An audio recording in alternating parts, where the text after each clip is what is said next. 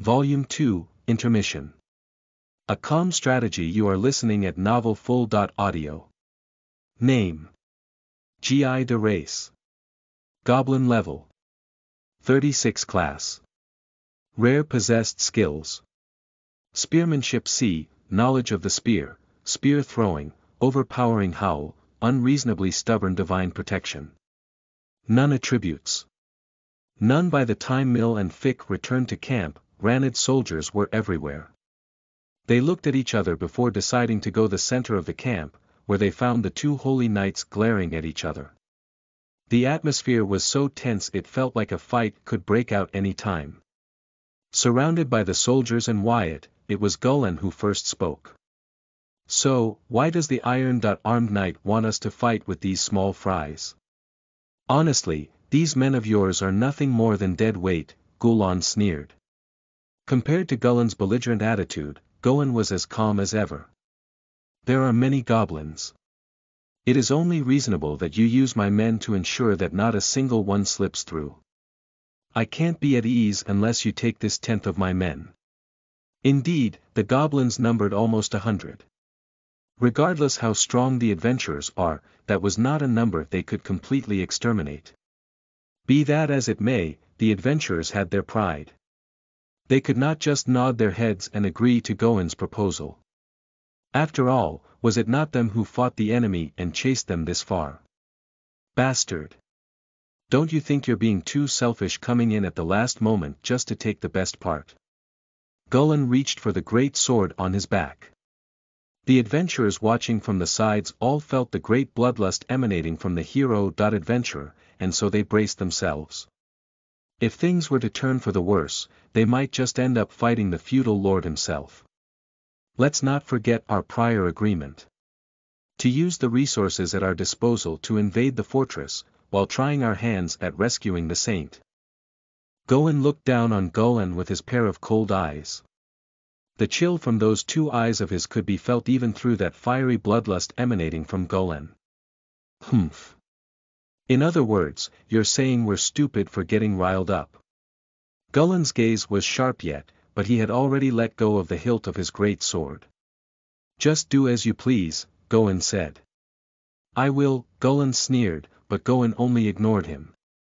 After seeing the two wrap up their discussion, Fick shrewdly approached Golan to report their earlier findings. "Go report to that bastard too." "Are you sure?" Much to Fick's surprise, Golan ferociously smiled and then nodded. "Gather everyone. Golan isn't the only one with tricks." Shrugging his shoulders, Fick reported to Golan too. "Can we trust this intel?" the leader of the Yuan scout party asked. Golan nodded. "They're most likely thinking of a way to get one over us, but that's all right." Narrowing his eyes, Golan looked toward the direction of the yet unseen goblin horde. "We will attack the goblins alongside them upon daybreak." Golan's army numbered approximately 100 as they marched through the forest. They were dressed in leather armor and equipped with a spear or a sword and shield, all of which were provided by Golan himself. There is no need to push yourselves too hard. Their great number will surely make it difficult, so all we need to do is to attract their attention, Golan said, to which a young man, and then the rest of the boys nodded. As long as they caught the enemy's attention, Golan would surely enter the fray. That was a surety for someone like Golan who froths at the mouth at the thought of securing the greatest merit in this search for the saint. Golan thought up this plan knowing that secure the village left behind, and the first of the conditions will have been achieved. After that was a question of which holy knight would rescue the saint. Jean was in the forest, but there were no signs of him. For all Golan knew, he might already be dead, or then again he might still be alive, but there was no knowing for sure. That left only Golan and Golan to rescue the saint. Considering the future development of this forest, it would be most advantageous for Golan to let Golan rescue the saint. The holy knight who started out as an adventurer rescued the saint. Golan would return to the country a hero, and aspiring young men would look up to him. With that, Golan would be able to use their young, ambitious hearts to develop the forest. The profit did not lay in this immediate battle, but in the future. As he calmly came up with that plan, Gohan decided to sacrifice these young men he'd raised himself. They would be attacking the goblins from the front to attract their attention, so he knew full well that their losses would be great, but that couldn't be helped. It is a pity Jean is not here. Regret flashed his eyes for an instant before returning to their usual frost, then as he planned coolly in his mind without showing the slightest hint of distress, he gave the orders to attack. Over here. The spear-wielding Gi-Da led Reshia, the humans who left the village, and the female and baby goblins who could not fight. They ran to the west with 6 other warrior goblins, while Gi-Da cut down the branches before him with his spear to create an easier path to traverse. The goblins they had watching at the back were all elite. They were chosen by Gi-Da himself beforehand, and they all kept going even as the sun shone upon the forest. The sounds of battle grew more and more distant until half an hour later when they could no longer be heard, and Gi-Da finally stopped to let Reshia and the others rest. But there would be no resting for Gi-Da and the other warrior goblins, as he ordered them to patrol the surrounding area. Gi-Da told him to protect Reshia at all costs, so it came as no surprise that Gi-Da was more solemn than usual. He could not let his guard up even for a moment. And then he felt something, bringing him to raise his spear. "Lord Lily," he said, prompting Lily to wield her sword as well. "Someone is here." Gathering the rest of the goblins, they huddled up around Reshia, and made sure not to make an eek. They stood as still as they could while they perked their ears to catch even the slightest sound in the vicinity. The sound of the wind swaying the leaves, the sound of the wind itself. Then in that place where no one should have been, Gi-Da spotted someone. The small figure of a human. "Name yourself." Gi-Da pointed his spear. "I have no name to give to a monster," the small figure quietly said as she brandished her talons. There was anger in those words. A black mask covered her whole head, while only the vital areas of her body were padded with armor. "Lord Lily," the moment the black figure bolted, Gi-Da realized he could not win, but it was too late.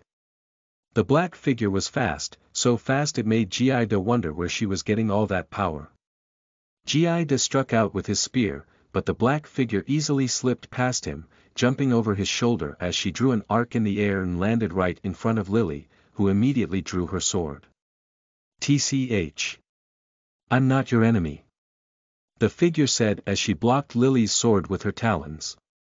It seemed this assailant was severely shocked and Lily drew her sword against her. Ha! Lily was at a loss. The enemy before her did not want to fight her. But then the other goblin warriors came up when they saw Lily in trouble. Tch, the black figure dodged the goblin's clubs one after another like a butterfly floating in the air, but the moment she landed on the ground, Gi-Da's spear was waiting for her. But even that sudden attack that figure could in no way have seen coming was dodged by a hair's breadth.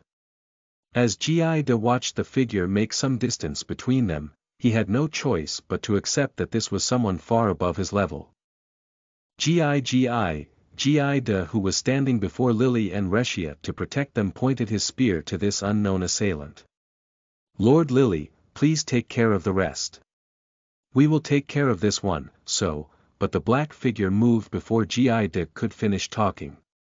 In response, Gi-Da formed a 3-man group with the other goblins to fight off the black figure. "Go." Gi-Da struck out his spear with all of his strength, but the black figure easily received his blow. At this point it was clear as day that figure's talons would bury themselves into Gi-Da's flesh, but that was exactly what Gi-Da was aiming for. As the talons reached for his wounded shoulder, the other goblins swung their clubs, and they slammed them into the legs and sides of the black figure, a coordinated attack that sacrificed Gi-Da's body. Gaha! Ku! Thrown into the ground, the figure squirmed in pain. Gi-Da was on his knees as well, but he somehow managed to stand up with his spear. A wound like this, the figure lifted the mask covering her face, revealing her identity as the mage killer, Mill. A wound like this was truly nothing to her. The blessing of the fire god would immediately heal it given some time, but that was also the problem. She needed some time. Lord Lily, please go. Run. Jida urged, even as blood flowed from his shoulder, even as the hand he held his spear with was dyed in blood. Enduring the urge to throw up, Mill calculated the distance between her and Jida. If Reshia were to run now, the injury she'd received on her legs would mean that she would never catch up. She needed to overcome this now. The goblin before her wasn't in good shape either. He most likely wouldn't be able to fight well, but he still wrung the last of his strength to finish her after letting Reshia's group run. Mill dragged her legs along with the pain on her side. Thinking back on it, she was too impatient.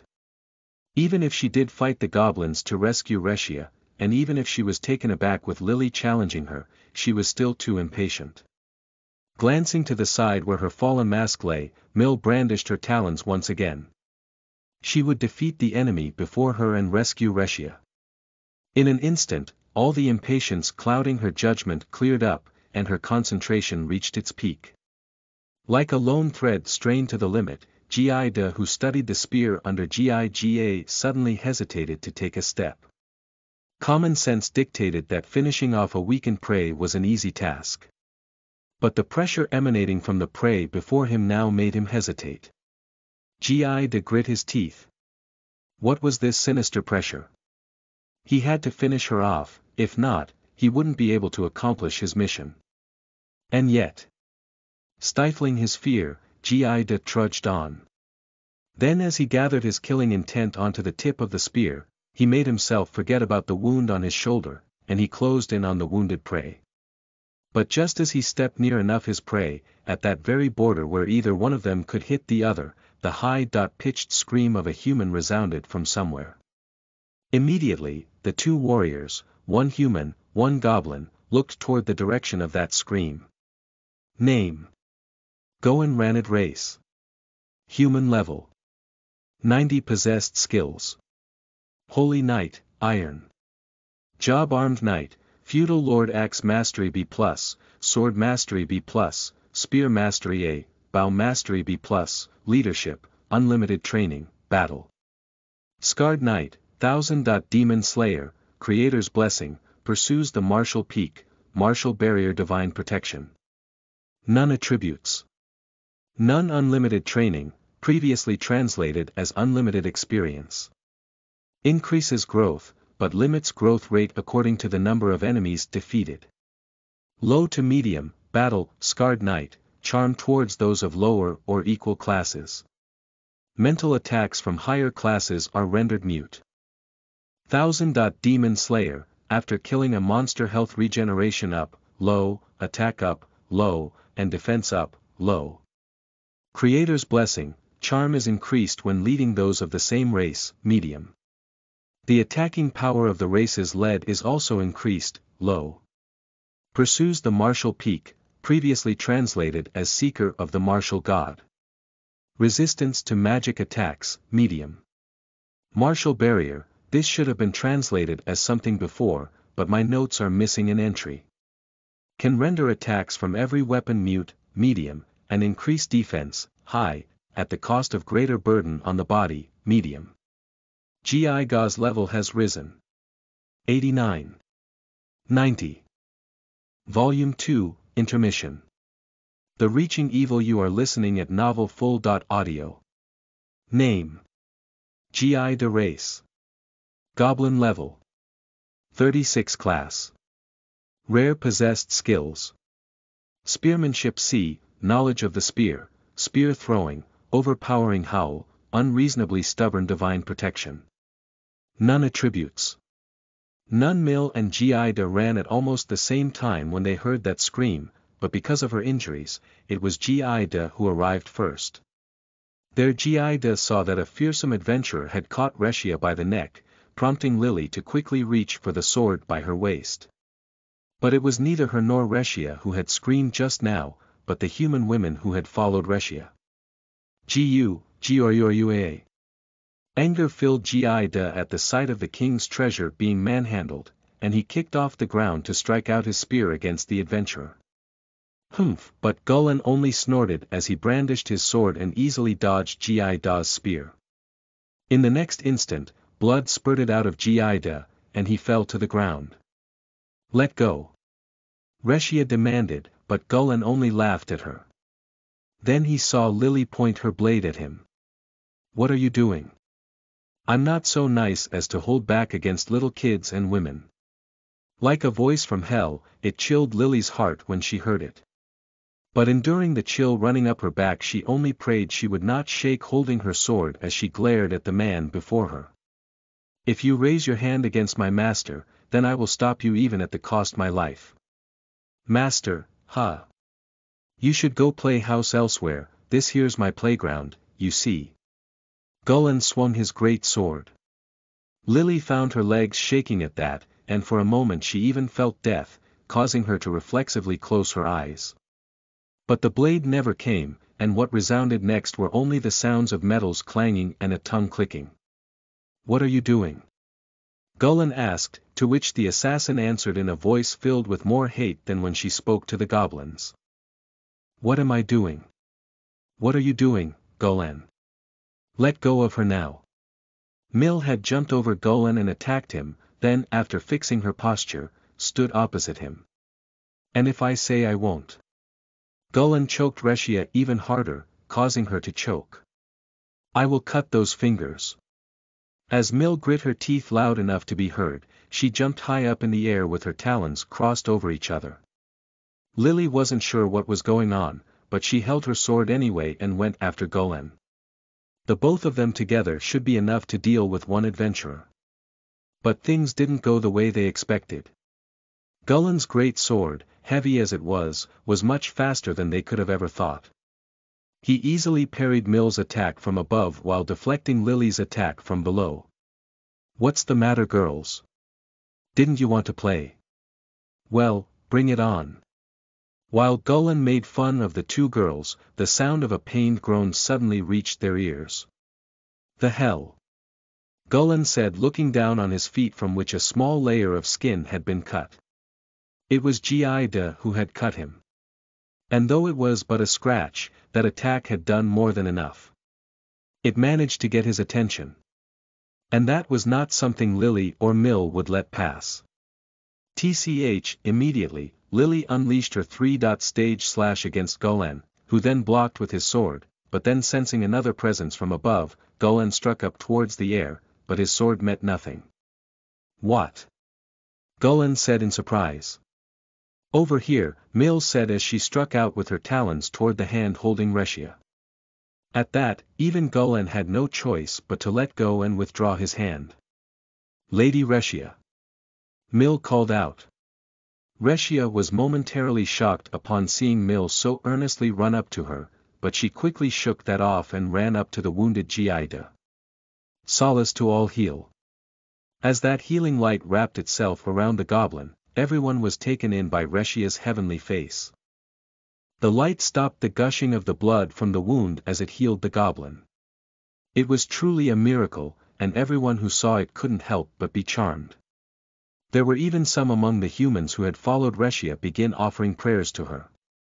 There was a world of difference between Reshia's heal and the white hand of life's. When Reshia used heal, a great amount of mana gathered in the area, so much so that it seemed even the spirits would kneel. And the afterglow upon her after healing made it seem as if the world was blessing her. That resplendent figure of hers was truly beautiful. Her velvety fingers flowed, and light, fleeting like fireflies, followed after them. Then as she gently touched Gida's body, the lights entered him, and life came back to the goblin.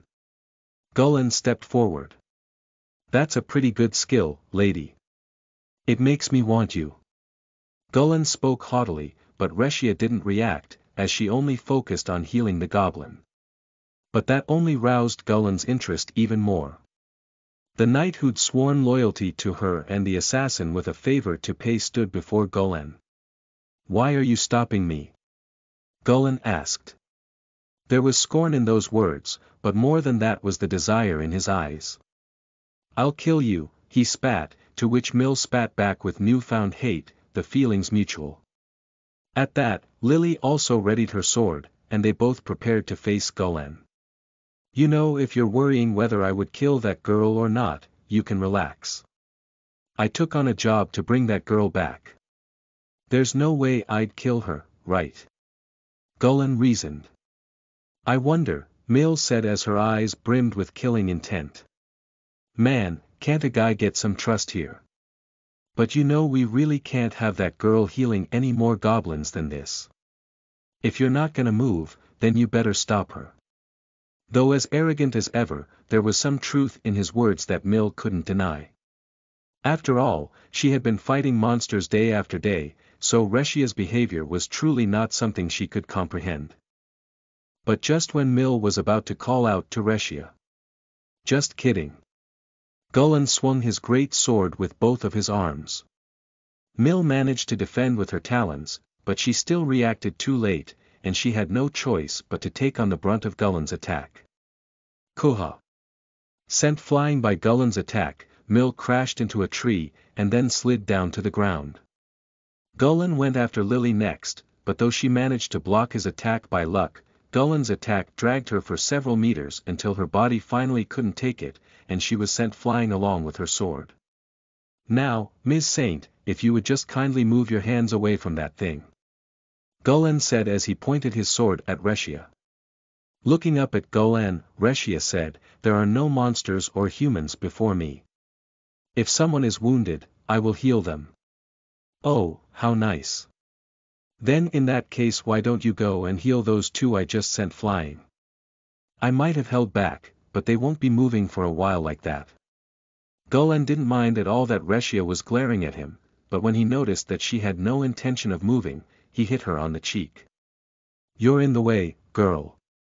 You want to heal the wounded. Why don't you go bring that house playing of yours to those peace-loving idiots? I'm sure those perverted old geezers would happily wave their tails for you. What are you doing? Even as her cheeks ached, Reshia kept her sharp gaze at Golan, who had brought his sword up. You went through all that trouble to heal this thing, but too bad. Because it's gonna turn into a corpse anyway. Ha ha ha ha. As the wind wrapped around the sword and lightning crackled, the sword spun. A sword of storms gathered around Golan's sword. Stop it. But Reshia fearlessly covered for the goblin. Golan, Lady Reshia, seeing the other two girls stand up, Golan snapped his tongue. TCH. Stupid brats. But just when Golan was about to let loose his sword, a cold voice resounded. Let loose that sword, and you'll find yourself guilty of treason. Golan Ranid, Golan muttered with a sour face as Golan Ranid leisurely approached him and the saint with his long sword drawn. Reshia fell zeal, I presume. Golan said to the saint. Yes, she replied. Would you do us the honor of traveling with us? It is a request from the king. Reshia sent a fleeting glance at the goblins before making her decision. There were women and children amongst the goblin. If she refused here, these men would surely try to take her by force. And with no power of her own to resist, it would be nothing more than a futile attempt. If I go, will you leave the goblins alone? Reshia asked not to Golan but to Golan. The latter seemed more trustworthy after all. Very well.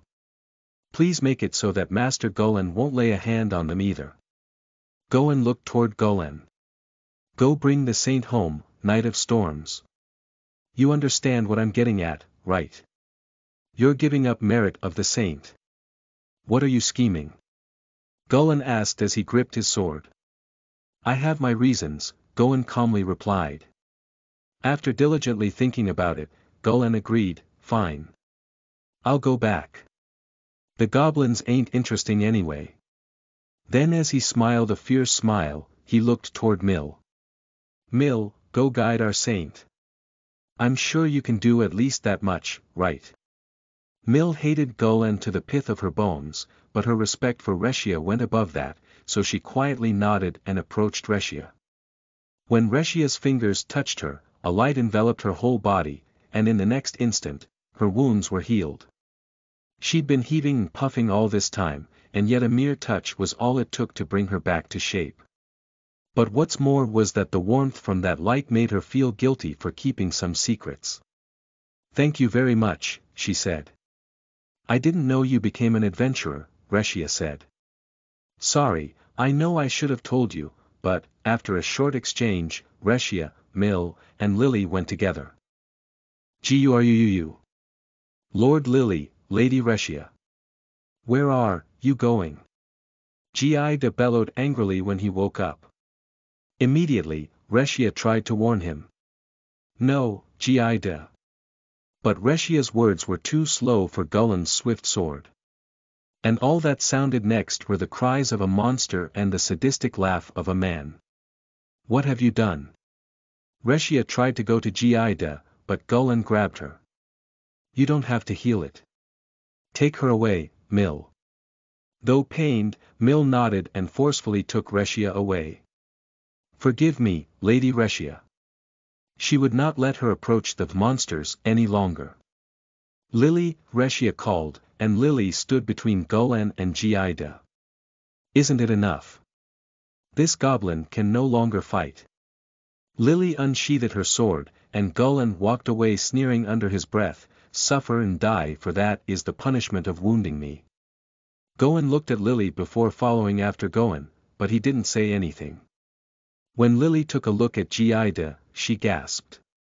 Gulen's attack had pierced his lungs, and his left arm was broken. "I can't save him." But she still stopped the bleeding and bandaged the goblin. When she ran out of gauze, she cut a part of her clothes. "Forgive me, Gida. I have to protect Lady Reshia. You will have to go the rest by yourselves." Leaving only those words, Lily stood up. "I'm sorry." As she held her fists tight, she cursed her own weakness. Then she went to the humans who were with the goblins and told them to decide for themselves whether they would go with Lady Reshia or live with the goblins. The goblins all gathered around Gida, and while the humans looked at each other for a moment, in the end, they all decided to go with Reshia and Lily. There's no helping it. Every time she thought that she couldn't help but curse her powerlessness. Kun, the grey wolf, Gastra, rubbed itself by her feet as if to console her. "You want to come too?" Of course, the grey wolf could not possibly have understood her, but it barked back in response as if to console her. Volume 2, Chapter 80. The Death of a Warrior. You are listening at novelfull.audio. I feel weak. I wouldn't even be able to walk if it weren't for this cloth Lord Lily wrapped around me. Walk. Gida, the old goblin who called out to me, had a strange expression on his face. I wonder if it's because of the cold. When I turned around, the comrades I risked my life to protect were there. I wish I had the strength to answer, but regretfully, I could only shake my head. The king is there to the west. Lord Giga entrusted these goblins to me. I must see that they make it to the king. I must go. Without the strength to say a word more, I could only groan out those few words as I forced myself to walk. The sound of water dripping resounded. Oh, come to think of it, I am thirsty. If I could just reach the king, I would surely be able to drink my fill. Why is it so hard to walk? My breath went ragged with every step, yet still I pushed on, clearing the branches in front to make a path for those behind. It's cold. So cold. My strength is waning. Tripping on my own feet, I inadvertently leaned on my spear, and as something gurgled its way up my stomach, I couldn't help but let it out because of how sick I felt. It was my blood. So why? Why is it still so hard to move? And why is it that everything I could see just fine moments ago is now suddenly so hazy? It almost feels like walking underwater. My legs are so heavy it feels like they're stuffed with lead. Heavy. So heavy. My strength is waning. Walk. It's dark. I could see even in moonless nights, so how is it that it's now so dark it feels like there's something covering my eyes? I can't go on. Why do I have to walk when it's so painful? The humans aren't coming anyway. Humans. Wasn't there someone I had to bring to the king? Who was it again? Walk. I had to lean onto my spear as if it were a cane to keep myself from falling to the ground. Why? Why mustn't I sit down? Even though it's so painful. Even though it's so cold. The treasure of the king's grey wolf rubbed against my legs. Are you encouraging me? You shouldn't do that. You'll get blood on you. Walk. Ah, right. The king. Our king. My free hand was completely numb, every step I took sent blood flowing down my chest, and I couldn't even lift my spear to clear the path, but I pushed on, using my own body to clear the path. O king. Our king. It was only by calling that name that I could muster the tiniest bit of strength I had left. Our king. Our king who fights for us. His valiant figure as he subdued Lord Giga and the rest of us lingers in my heart yet. O king. Our king. I am coming, to deliver to you our prized treasure, Guruga. Then in that darkness, where I could barely see, I suddenly heard the cry of a beast. What was this again? 4 legs, this beast. I think I've eaten it before. Ah. Did it just snarl at me? The lines between memory and reality started to blur. I can hear them growling from my right and my left. What would Lord Giga do in a situation like this? It was from him that I learned the spear.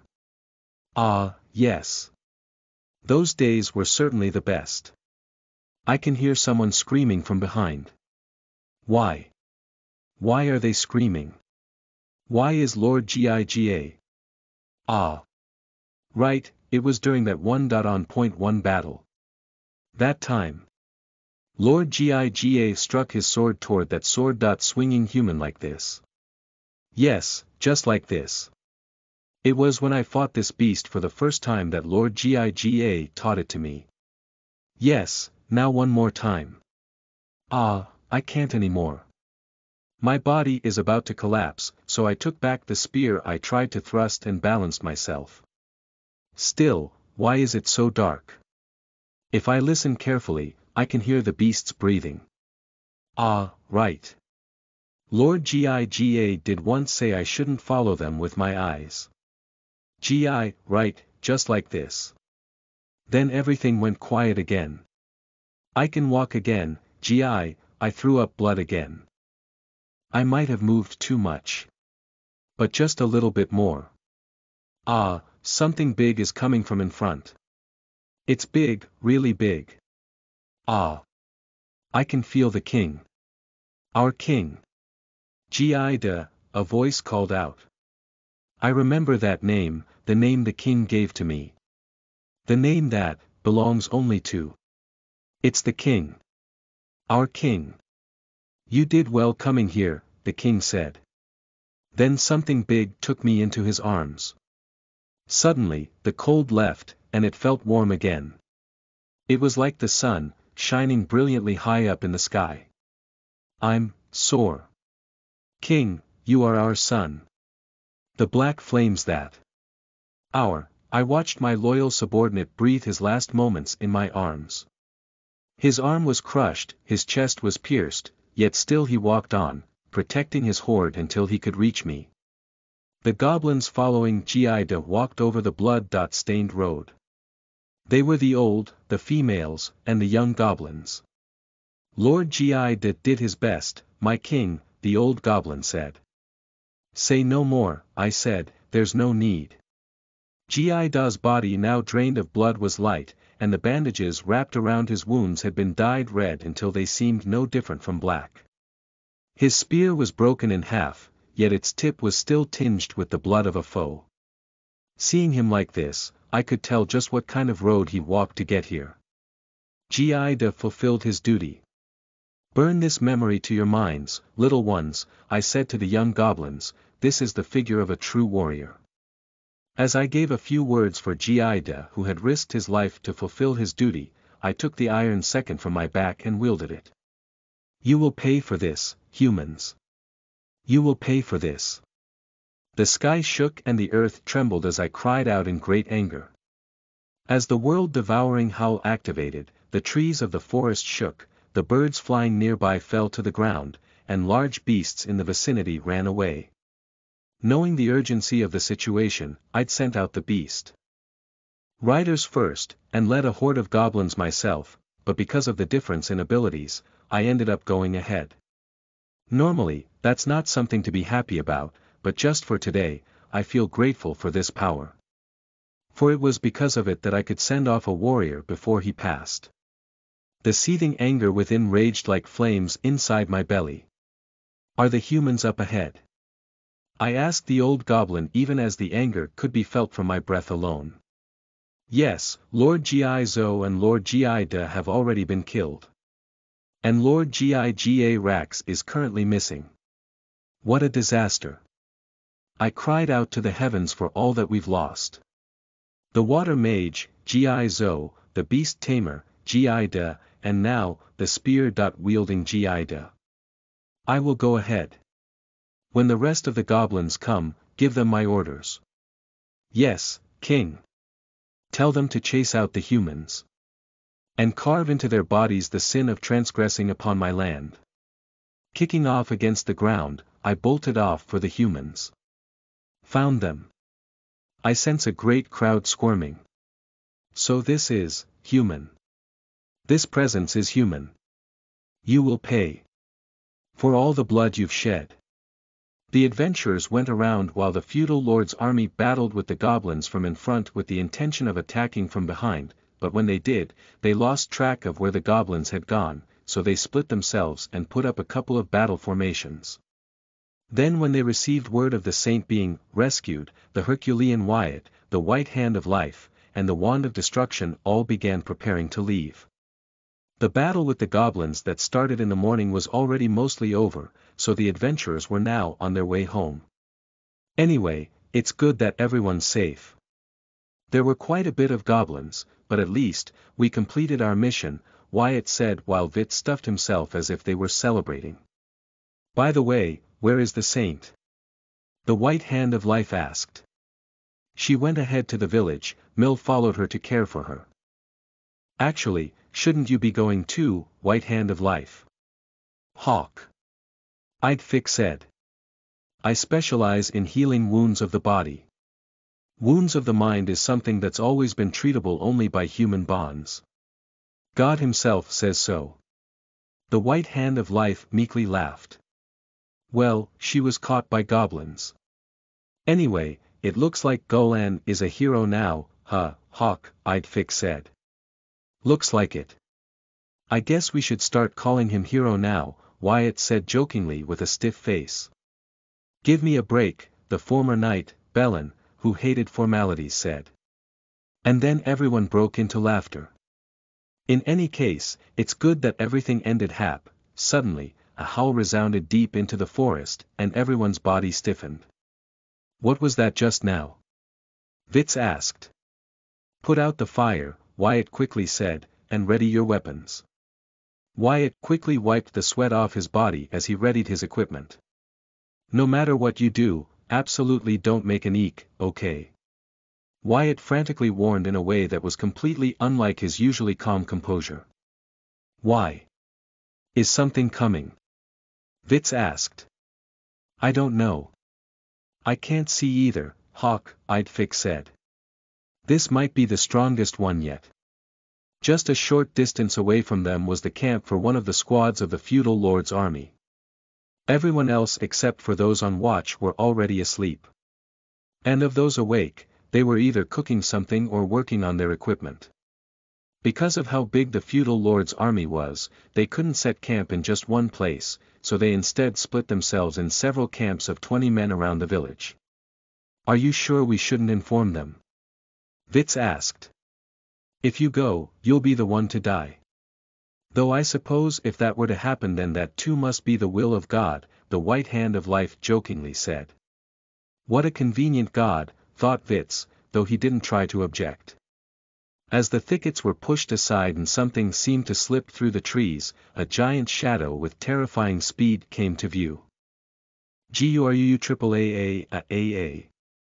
That howl shook heaven and earth as it reverberated under the night sky. Not a man in the feudal lord's camp stood still upon hearing that wrathful cry. They all picked up their weapons while shaking in fright. "Surrender and your lives will be spared," the monster declared. To which Vitz immediately thought, yes please.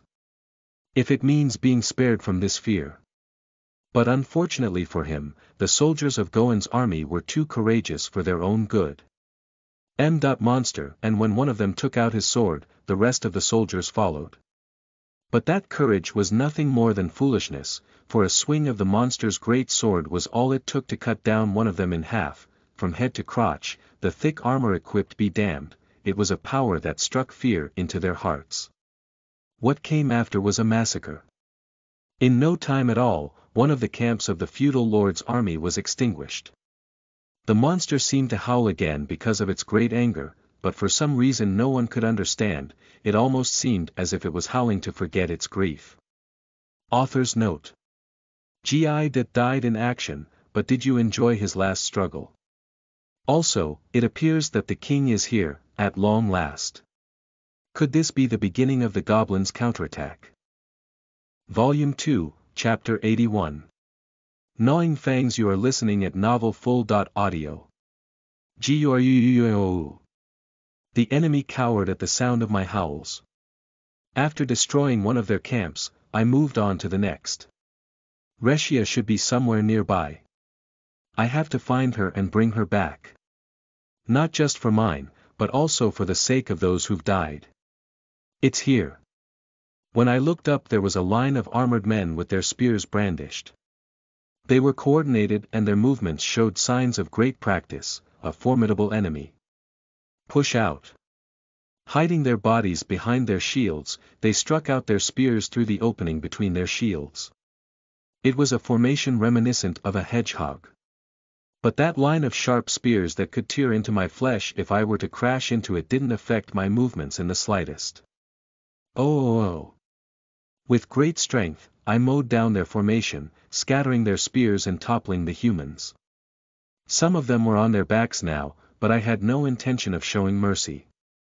Slipping through the opened gaps between their shields, I struck down every man that came to view, dyeing the black of the night in the red of their blood, gushing from their dismembered limbs and torsos. Mon, Stir, one of the humans whose arm I'd cut, lifted his head and watched with trepidation as I let loose the last blow to claim his life. I watched as he sunk in the puddle of blood, then I looked around me. Where is she? RSHIAAA.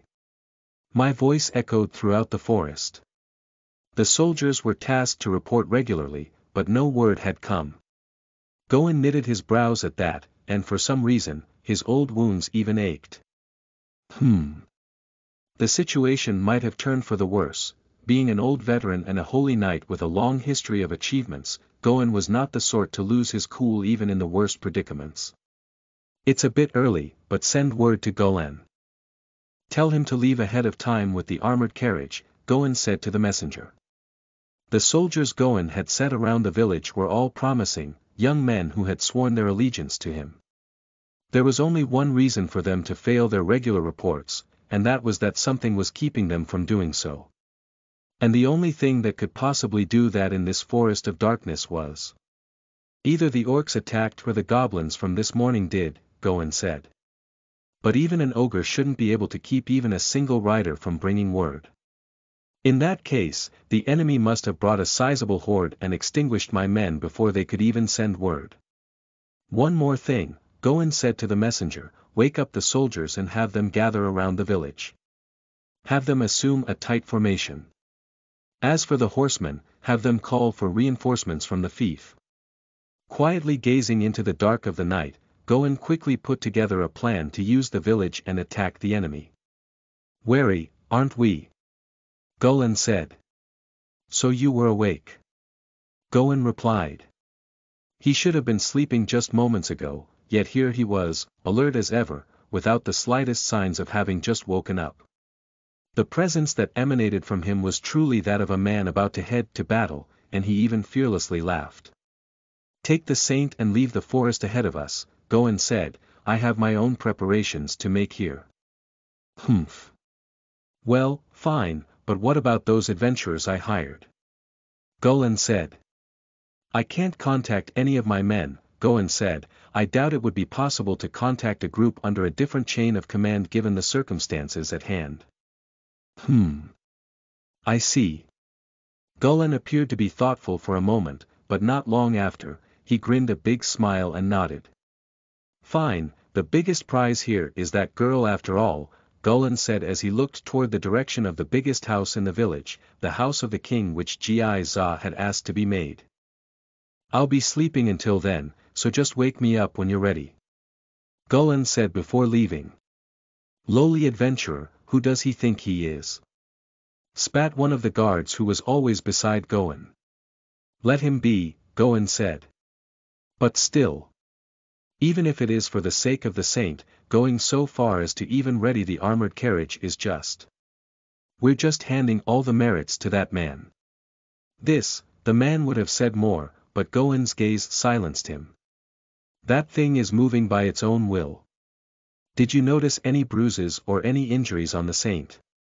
"No, the goblins and the orcs are slaves of desire. And yet, there isn't a single wound on the saint. I'm not sure myself, but... Isn't that because of the saint?" "Perhaps, but... there might be another reason. The monster that caught the saint just might be able to think, a monster capable of suppressing its desire." "Surely, that's impossible. A horde of goblins that transcends common sense, a horde of weakened orcs. When you think about it like that, everything starts to make sense. Then, is that monster?" Gohan gazed into the dark of the night as he fondled his mustache. "It might just be headed here at this very moment." That's probably why Gohan agreed. That man actually thought that far. Otherwise, I doubt he would have meekly obeyed. That man's stronger than me, you know. At least, when it comes to raw strength. The guard looked toward the direction of Gohan's shed. Gohan Rifneen. The incarnation of hate. As the corners of his lips rose, Gohan smiled a cold smile to the approaching enemy. "Something is wrong. I've been attacking the brightly lit camps for a while now, but there's no one to be found. These eyes can see well in the dark, but the bright campfires are keeping me from seeing elsewhere. It's annoying, but I'll just have to crush every single one of them." Calming myself as I caught my breath, I focused my consciousness. I should be able to feel their presence through the air as long as I'm able to stir them up. There's no way they've already retreated, they must still be here. But where? Spreading my consciousness thin like a paper, I searched the surrounding area for humans. Then something touched it. Damn! It's coming. The voice of a human, and the swaying of branches, up a tree, 100 meters away from me. I bolted off. Found them. I measured the distance to my prey with my iron second. It's fast. Gyuyu. I swung my sword down with my cry. Vajra, guardian, but the bigger man stopped it with that lump of iron of his. "Wyatt. Go. I'll stop this thing here." As the bigger man shouted, the smaller man retreated. I kicked that lump of iron away as I pulled back my sword to create some distance between us. Then as I kept a watchful eye out, I gathered my thoughts. Just now, this man said, "Go." Where would a human most likely go at a time like this? There's only one answer. To a place with more humans. You will let me pass. If I waste time here, that smaller man might escape. The bigger man looked surprised when I spoke. If you can speak this well, you must be capable of thought. My subordinates, did they not speak as well? I slashed diagonally up the iron dot-like man. The force behind that attack was strong enough to send an average man flying, but the man only swayed a little before reassuming his stance. That was over half of my strength. Sorry, but if I let you pass, my friends will die. Come. The man's spirit was fierce, and I felt chills crawl up me. This man is strong. I can tell even if I don't want to, but I wielded my great sword all the same. If he won't break in one hit, then I'll hit him as many times as I need to. Wielding my great sword over my shoulder, I swung it down with great speed. The sound of metal hitting metal resounded in the forest. The man used something akin to a defense technique as he parried my blows with that shield that covered his whole body. My irritation gradually piled with every blow swung. This man is just trying to buy time. He's desperately trying to buy time for that smaller man to escape. To protect his friend, he says. Then why? Why did you kill my people when you could think such things? Gi Da's death flickered in my mind for a moment, but what really angered me was that I fell for the enemy's plan, and couldn't even break this man's defense. What angered me the most was me. Turn me into a blade, enchant, black flames wrapped around my great sword, and because of the one-eyed snake's evil eye, the smooth permeation of ether made the great sword appear to flare up. Why did you? With a swing of my great sword, I cut down the shield in half, but the man behind it managed to get away in time and wield his axe. Kill my people. Jumping high up, I slashed down with the weight and power of my great sword. The man managed to dodge at the last moment, leaving the tree behind him to be cut all the way to its roots. By the time I turned, there were already other humans with the big man. Belen, Witz, White Hand of Life. Judging from the look of surprise on the man's face, this turn of events must be unexpected even for him, but it doesn't matter. Because nothing can stand in my way. O sword! Summon forth the flames, fire sword. One of the new men swung a sword clad in flames, but that was not something that could win against my enchant, and his sword was flicked off when our swords clashed. But just when I was about to pursue, I felt pain at my feet. There's a fast one with them. But the light of God will show the way. Suddenly, light filled my vision. Volume 2, Chapter 82. Begin. You are listening at novelfull.audio. Race. Goblin level. 1 class. King, ruler possessed skills.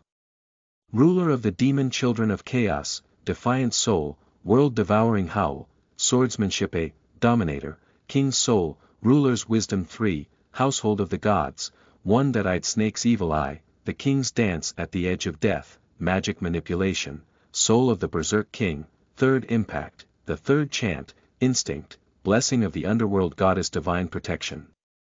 Goddess of the underworld, Altesia, attributes. Darkness, death subordinate beasts high kobold Hesu, LV1, Gastra, LV20, Cynthia, LV20, Orc King Bui, LV40, abnormal status. Blessing of the one-eyed snake, protection of the twin-headed snake. I can't stop sweating. That monster was just too scary. I hit it with my sword, but instead of cutting its arm, I just ended up numbing my own. I shiver at the thought of that monster still running around in the dark. Are you alright, Wyatt? The Herculean Wyatt, renowned for his skill with the shield, but even he could not fully defend against the relentless sword of the monster. They managed to run away with the help of the White Hand of Life's magic, but it was doubtful the same trick would work twice. A simple magic that flashed a great light to blind the enemy, forcing the monster to close its eyes and retreat. I'm fine, but I don't want to fight that thing again, Wyatt scowled. Witz nodded. Belen's sword broke too. To think my sword would actually crack in one hit, I still have much to learn. Belen's countenance as he ran while watching the back was grim. So grim, in fact, that one could tell even in the darkness. But that was only a given. After all the confidence he had built up to this day was in one fell swoop crushed. I wonder if Fick managed to safely run, Witz asked. Let's pray he did, the White Hand of Life said. Talking among themselves as they ran, they made way for the village where Golan was. Their only hopes for winning was to surround the monster and overwhelm it with their numbers, forcefully exhausting its strength until it was too weak to resist. For some reason, however, Bits could not imagine that monster kneeling. The night was coming to an end. A faint light could be seen extending from the eastern sky, and the forest was there to greet it. I chased after that big man from a while ago and attacked a couple of camps along the way, but by the third and fourth camp, it became apparent that the humans were taking refuge somewhere. But where? There were roughly 20 humans in the first camp. The rest of the camps I've seen until now seem to be about the same size as the first one. If so, then taking into consideration the number I've killed, it should be a place able to accommodate at least 40 humans. Could they be at the village? Or perhaps the lake to the north? Calm down. I need to think. Where would the humans hold themselves up? That watery area the lizard men frequented. Or perhaps they would prefer the village with its houses fit for humans. But why would they retreat anyway? Did they realize they were under attack? If they did, then there's someone with a good head among them. I've been running all this time, but it seems I'll have to gather my thoughts first. The humans are at the village, and there's not much time. If the humans are gathering, then they must be doing so with a plan in mind. They could be retreating, but they could also be gearing up for another attack. Alternatively, they could be strengthening the village's defense instead. In any case, I have to hurry. If they retreat, I will pursue. If they attack, I will stop them. And if they try to strengthen the village defenses, I will attack before they finish. It's often said that time is gold. And tonight there isn't a proverb more fitting, for it is exactly time that will decide the goblin's fate and mine. Humph, not too shabby, Golan snorted as he watched men on horses going to and fro the cleared road. Golan's subordinates had skillfully readied the carriage, while also managing to quickly contact the fief. It's proof of the feudal lord's excellent planning. Now, we just need to pass the forest, as the feudal lord's true army is waiting for us on the other side. Golan was truly remarkable. He not only managed to quickly ready the armored carriage, which Golan, Mill, Reshia, and Lily would be riding, but he also managed to have the army station themselves by the forest's exit, and have the escorts of the saint patrol the cleared road. Now be a good girl and go in the carriage, Golan said to Reshia as he urged her in. Then he turned to Mill. Make sure you properly protect the saint, all right. You don't need to tell me, Mill spat, and Golan haughtily laughed. You know how to drive a carriage, right? Golan asked Lily. I can, she replied. Then drive this thing. I'll write you a recommendation to the guild once we get out of the forest. As a holy knight and an adventurer, Golan's letter of recommendation was priceless. Lily noted Reshia's downcast face, but she still nodded. She was worried about her, of course, as she understood how Reshia felt, but this concerned her future too, so in the end, she found herself in a dilemma. As a knight who has sworn herself for the saint, she wanted to know what Reshia wanted. If Reshia decided to sacrifice all that she had in the human world to live here in the forest, then Lily would stake her life to battle Golan and Goan.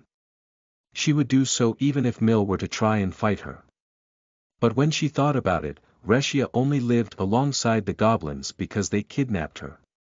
She did not come here on her own volition. This simple fact became the seed for Lily's doubt. Not to mention that the one ordering her was none other than the holy knight and adventurer, Golan. A man renowned throughout the country. It was not easy to go against his orders. In the end, Lily decided to ask Reshia herself. Though she did so with a gaze. Are you fine with this? But she could not read anything from Reshia's downcast countenance. It's time. Make sure to hold those reins tight, Golan said.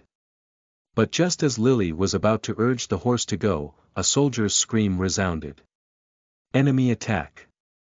When Lily turned around, what she saw were none other than Gi and Hal, one riding on a triple head and the other riding on a black tiger. After seeing Jean passing through the circular green light, Gi and the young chieftain, Hao, took a long detour and headed for the village. To their fortune, they did not meet any humans along the way and were able to near the village without having to fight a holy night. They saw a great number of humans when they sneaked about to scout the village.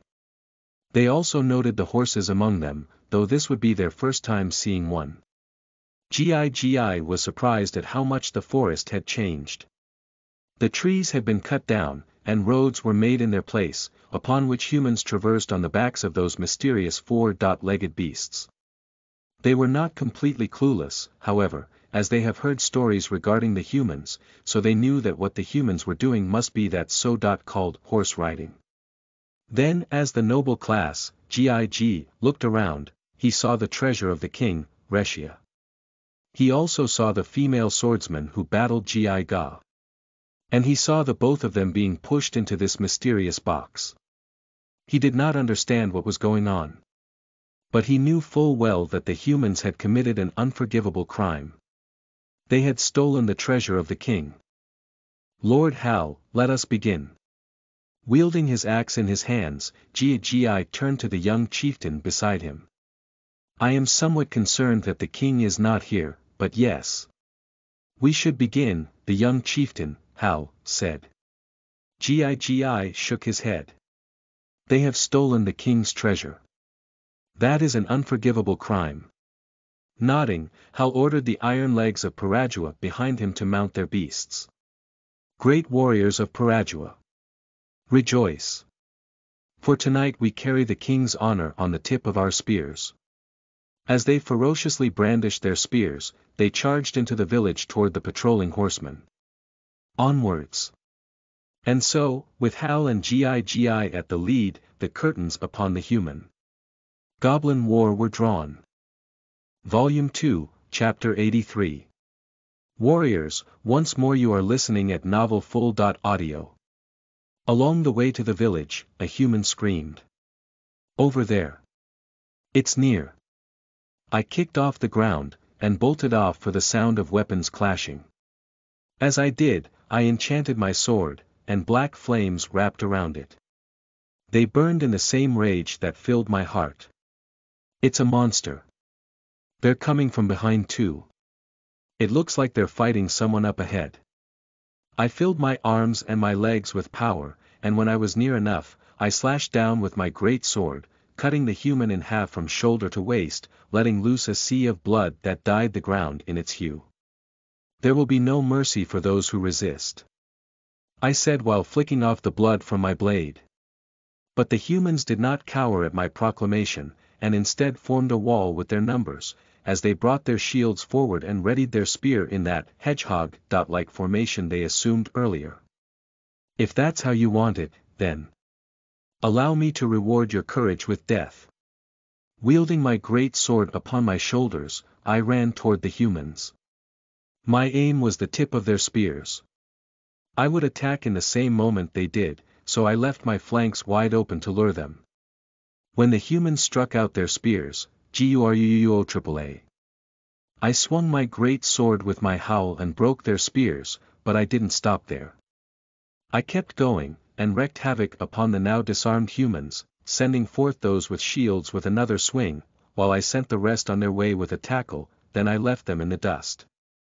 I went through them like a bull, never stopping once, for I knew that the worst-case scenario was for me to be stopped. I might have the upper hand in strength, but the power of numbers is not something that should ever be made light of. I need to keep making the first move and pull the humans into my pace, or the odds of victory will be low. What is that monster? Is that a goblin? As screams and jeers resounded in the battlefield, I plunged my sword into another man. As I cut my way through, I gradually closed in on the battle up ahead. Enemy attack. What poor timing. Gohan stood with his hands upon his sword's pommel as it stood erect from the ground, glaring toward the path ahead. I guess I'll have to go then, Gohan said as he attempted to join the fray. Just go with the carriage, Gohan said without even turning to him. There was no waste among his words. Saying only what needed to be said, he stood there like a wall ready to stand against whatever might come. Mill, you drive this carriage until we leave the forest. Don't stop no matter what, Golan said to Mill before climbing up the roof of the carriage and wielding his great sword, Blue Thunder. His daunting pose as he looked up the path ahead was truly heroic. He looked just like those heroes in tales of old. And despite her dislike for the man, even Mill couldn't help but be fascinated when she saw that face beaming with ferocity. Saying just whatever he wants. Mill spat upon breaking out of that momentary trance, then she took the reins of the carriage and drove. I'm leaving you behind if you fall off. Mill yelled angrily as she whipped the horse. The air reeks of blood and chaos. Yes, it's that glorious smell of war. Golan laughed as the storms gathered around his sword, eagerly waiting for the enemy he would cut down. The attack of the beast riding squad led by Gi and Hal dealt a decisive blow to the cavalry, but the foot soldiers that came to help afterwards brought back the battle to the goblins. But that was only a given, for the level ground favored the horses, not the black tigers, so when reinforcements started pouring in, the advantage swung back to the humans. In the middle of such a difficult battle, it was only Gi who noticed that the box Reshia had been pushed into had begun to depart. Lord Hal. Look, be Nov calm after slaying a horseman in one hit, and then helping out the other goblins, he approached Gi. So that's the king's treasure. Hal said. I'll cover your back. It'll be faster if you go, Gi said, then he rode on with his triple head and cut down a foot soldier with his axe. Ha ha. If you're going to let me have the good parts, I'll happily oblige. Onwards, Parajua. Hal cheerfully laughed as he held the spear under his arms and charged for the armored carriage. 3 Parajua goblins followed after him, 2 at the flanks and 1 at the rear, while he, the young chieftain, Hal, led the charge with his beloved steed at the vanguard. They're aiming for the carriage. Defend it! Yelled one of the humans who seemed to be a captain. The humans lined up their spears, but Gi broke their formation. Draw your swords. The human captain ordered. 1.5 will handle the ostrich, the other half will handle the tigers. Spears, get yourselves together. The captain of the humans was by no means a fool. When the formation broke, he immediately called for the foot soldiers to use their shields and swords to block Gi, while the spears fixed their formation.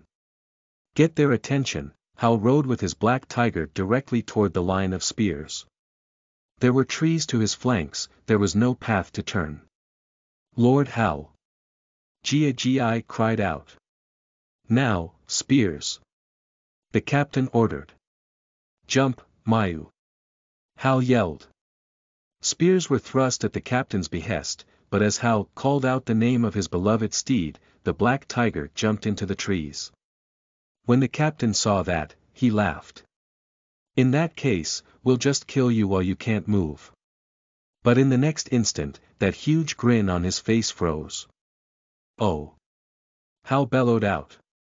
The black tiger grabbed onto the twisted trees, then without slowing down for even a second, it charged with Hal into the line of spears from the side. Impossible! The captain spat, as he saw the black tiger move in a way completely unthinkable for horses. Tear them apart, Mayu!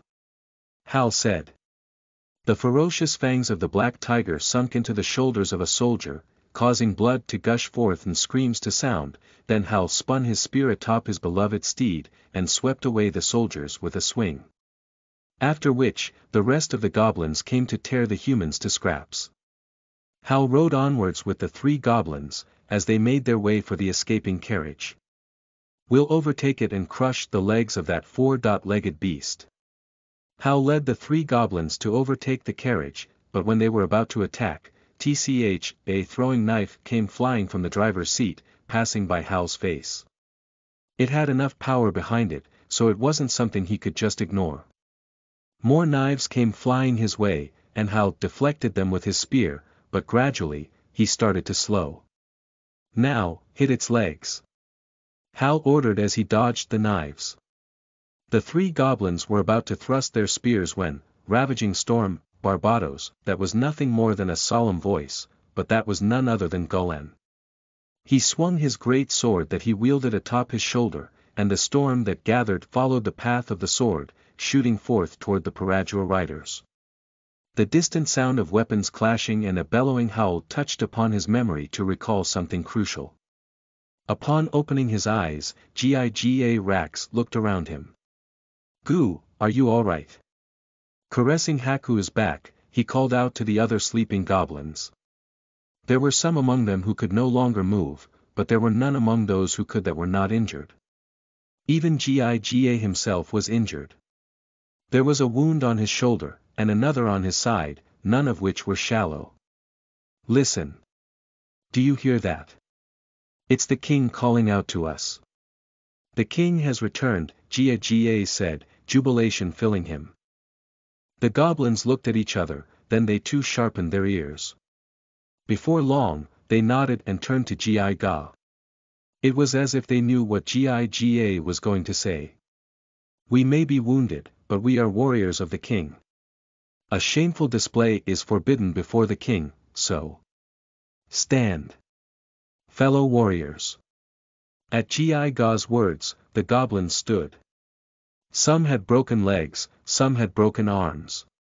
Not one of them was unhurt, but they stood all the same, and held themselves up with a sword or spear. They had fought to let the females and the young of the goblins to escape, but though they were able to push the humans for some time, gradually, the humans' greater number pushed them back, and they had no choice but to disperse. Giga fought his hardest to protect the goblins, and when it became apparent that the humans stopped, they gathered together and slept. "Do you hear his voice? Our king is fighting. He fights. So, stand, fellow warriors. For to us, there is no glory greater than to die for the king." Dragging his body, Giga mounted himself over Haku's back, and the goblins followed. "We are chosen. We are hard. We are warriors of the king," Giga said. "So, let us go, fellow warriors." Fire burned in the eyes of the king's warriors as they joined the fray once more. To battle. Volume 2, Chapter 84. Intersecting. You are listening at novelfull.audio. It's coming. Gohan closed his eyes and listened closely to the sound of battle. When he heard the thickets being pushed through, his eyes suddenly opened. Gurua. What appeared before him was a goblin as big as an orc. It bellowed a ferocious howl as it swung its great sword. For a moment, Gohan couldn't help but be wide-eyed upon seeing the monster. But it was only for a moment, as he immediately reacted and rolled on the ground to dodge the attack. If not for his assiduousness in his training, he would not have immediately reacted and pulled out his long sword to narrowly dodge that attack. The blade grazed past his side, but such a wound was a long way from being fatal. The goblin's pair of crimson eyes, redder than the red of blood itself, looked at him. "So you're the boss of the humans?" the monster said. Its voice was heavy, almost as if the very winds of the abyss carried it, but Gohan had already regained his calm. "I take it you're the monster that can think then," Gohan said back. As Gohan picked himself up, he brandished his long sword. "Surrender, and the killing will stop," the monster said. With the sword wielded high up above its head, the goblin appeared twice his size, yet Gohan did not cower. He wielded his sword pointed to the ground as he assumed a defensive stance. "The same is true if you die." Gohan's job was to keep this goblin or whatever exactly it was from moving any further. Gohan might be guarding the saint, but that was no guarantee that the saint would be able to safely leave the forest. As Gohan looked at the monster before him, he wondered. Are there any more monsters like this? The goblin before him was just too different from the others. The most common type they fought was of course the normal goblins, followed by the rare variant, which numbered 3, and then the noble variant, which so far there's only been one of. That was a considerable army for some horde of goblins around these parts of the forest. But then, considering how a goblin such as this could appear before him, was it really reasonable to assume that that's all there was to the goblins' forces? This was unexpected. While they were yet to actually cross swords, if a goblin like this, a lord class perhaps, frequented these parts of the forest, then developing the forest any further now would prove to be problematic. The right course of action would be to leave the forest as soon as possible, preserving as much of his forces as he could, then slowly whittling down the monsters of the forest from the edge of the forest. But in order to do so, what's the matter? Why aren't you coming? He would first have to defeat the imposing foe in front of him. The man before me seems to be the boss of the humans. His relaxed stance showed no openings. And though I hold my sword above my head, appearing as threatening as one could be, the man stood unwavering, even talking back to me calmly. Even though he looks like a butler with that combed-down silver hair of his and that mustache, the feeling I get from him is undoubtedly that of a powerful warrior. If you won't surrender, then, if he thinks he can stop my blow, he is horribly mistaken. Come. Feel the weight of my sword. But while I filled my muscles to the brim with power as I lifted my sword, eager to bury my blade into the man before me, the shouts behind me kept me from making my move. My subordinates are probably fighting there. I don't know which one, but it's either the beast rider horde I sent ahead led by GGI and Hal or the survivors of the village. Either one is bad. What do I do? Do I try and kill the man in front of me now? Or do I help them first? The beast rider horde have few goblins in their horde, while the survivors of the village are bound to have suffered heavy casualties. I've decided. My goal is to take back what's mine. I have a lot to pay the humans back for, but I don't want to lose any more of my men. I'm probably still too far from this man's range. Moreover, he's not coming. That's good. Immediately, I turned around and bolted off, sweeping away the humans that blocked my way. Please make it in time. I don't want to lose any more than this. The humans jeered as I ran away. Then in no time at all, thanks to my strengthened muscles, I was there at the battlefield where my subordinates fought. King Gigi ran up to me as soon as he saw me. Battling against these foot soldiers with these numbers must have been a challenge. Gigi was dyed in red and a thick steam could be seen rising from his whole body as he approached me. He looked reliable. Are you all right? What about Hal? I urgently asked. He went ahead to recover the king's treasure, Gigi replied. Without intending to, I grit my teeth when I heard those words. Where? I asked. Up ahead. Just leave this place to us, King, Gigi said. I leave it to you then. We both know it's dangerous, but still. Reshia is near. If I stretch my hands just a little further, I can reach her. Sorry. Just hold on tight, goblins. I will save her and get back to you as soon as I can. As you will, Gigi said. You are to hold this area, warriors of Paradua. Endure just a little bit more. Muster your courage and fight. I bellowed out to the warriors before I left. Then I ran. I ran so fast it seemed like all my earlier movements so far were a joke. Aryaschae. I ran through the blood-stained road as I called out her name. Will it reach her? Wait for me, Reshia. Wait for me just a little bit more. I don't care if this is destiny or fate. Whatever it is, I will tear it apart. Ugh. What a disaster. Hal held his spear tight as he looked down on the 3 goblins of Paradua, laying lifelessly on the ground. His poor judgment had cost them their lives. But he didn't have the time to regret. He was already chasing that 4-legged thing that was tugging along that carriage. It didn't matter that the previous attack was as strong as Rashka's, that carriage needed to be stopped, and there was no other way to do so but to chase it. The first of Paradua's spear enters. Hal announced his entrance to encourage himself as he passed by the horses. He was right at the heel of the target. That earlier attack was strong, but Hal figured that an attack like that couldn't possibly be used right next to the carriage. The humans wouldn't possibly let themselves get caught in their own attack. Hal was further convinced of his hypothesis when no attack came when he neared the carriage. I will, what? But just when he was about to strike down the horses, a short dagger came flying at him, burying itself into his shoulder. When he looked up to the front seat of the carriage, he saw a small human wielding a dagger, around which was the bridle of the horses fastened. Sorry, the human said. Nuuaaa. Hal screamed. Dagger after dagger buried into Hal and his beloved steed, Mayu, forcing them off the human's trail. Hal was a chieftain, however, and the moment he realized his spear wouldn't reach the horses, he threw it.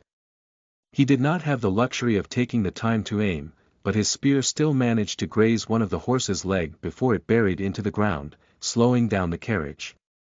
Tch. Darn. Mill took the bridle again after ensuring the coast was clear. The horse is injured, she yelled to Golan, we need to change horses or the horse will die. Don't stop. Keep going. Golan said back. He was sitting at the roof of the carriage, allowing him to see much more than Mill could.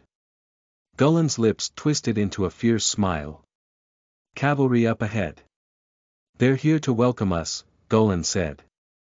Mill heaved a sigh of relief when she saw the heavily armed cavalry approaching. We're saved. But then why weren't they stopping? There were at least 30 in the approaching cavalry. It was not the main force yet, but it was one of the strongest forces from the Western Fief. But while she was wondering, Golan suddenly laughed. It's here. Ha ha ha. The big one is here. Reflected on Golan's eyes was the king of goblins chasing after them. The carriage is up ahead. I've caught up. Iron Second brimmed with ether as I eyed the cavalry passing by the carriage. Turn me into a blade, enchant. The human cavalry stirred up clouds of dust as they ran at me. When our distances zeroed, and our paths crossed, screw off. The first battle was with the vanguard. The human struck out his lance, but it only passed by the side of my face, as I struck back in turn. With my great sword clad in ether, I tore through the human like a piece of paper. Don't stop. A second and third lance came right after the first. In response, I invoked my ether. My body is like a cloud of dust. Excel, using my great sword as a shield, I invoked Excel to pass through the cavalry in one go, brushing aside the horses I touched before quickly stopping in front of the knight before me. Guruu. Ignoring the recoil, I swung my great sword from below to blow away the horse along with its rider before invoking Excel again. Turn around. Don't let it reach the carriage. Protect the saint with your honor on the line. One of the knights said. And from that I knew. Reshia is here. I wrung out every bit of strength I had as I kicked off the ground and filled my legs with ether. That explosive sensation pushed me into what felt like a wall of air. But even as that wall pushed against me, I channeled Excel even harder. It was hard to breathe while being pressured by that wall, but in no time at all, I managed to shorten the distance to the carriage. But still, I can hear the horses' hooves kicking against the ground as they neared me. Breaking through with the temporary speed boosts from Excel was indeed not an easy task. The longer this battle goes on with these horses on my trail, the worse off I'll be. They're nearing me. Looks like they've also brought their best. Dee. I swung my sword behind me in a desperate attempt to defend. King. Gi-ga. But then Gi-ga suddenly jumped out of nowhere, riding on the back of a beast. Rider, to keep the knights from approaching any further. Kill the king's enemies. Don't let even a single one pass. Gi-ga said. More goblins appeared as he said that. Not one of them was uninjured, but they grit their teeth and blocked the approaching knights all the same. Breakthrough! Yelled one of the knights. Kill the big one. I'm I'm going. Gi ga. Watch my back. Don't die. I found myself wanting to say, but I kept those words from coming out. After seeing Gi Da's death, I know that it's exactly by putting one's life on the line that one can fight hard. But still, I hope they survive. Losing loyal retainers is a great loss for me. Keeping one's warriors alive is needed for a king to realize the path of conquest. Which is why I will only chase this carriage up till the brink of the humans' territory. After that I'll have no choice but to retreat. I can't just stand idle while my subordinates die one after another in the forest. Saving Reshia is nothing more than my selfishness. But despite that, my subordinates are willing to put their lives on the line. As I thought that, I filled my legs with ether. Nuuoa. I filled them with so much ether it felt like they would explode. I lost my arm during the battle with the Ogre Lord trying to do two things at the same time with my ether, but after evolving, I should be able to do it now. Cracks appeared on the level ground. My whole body was supported by my left leg as my right lifted. Ether exploded behind my right leg, pushing me forward. A wall of air greeted me once more, as I lifted my left leg and my right descended to support me. With Excel and my ether-reinforced muscles working together, I moved at a speed unknown to those on horse. And in the blink of an eye, I was nearer than ever. Just a bit more. Running as fast as I could that even my breathing stopped, I was finally right behind the carriage. I just needed a little bit more and my hands would reach her.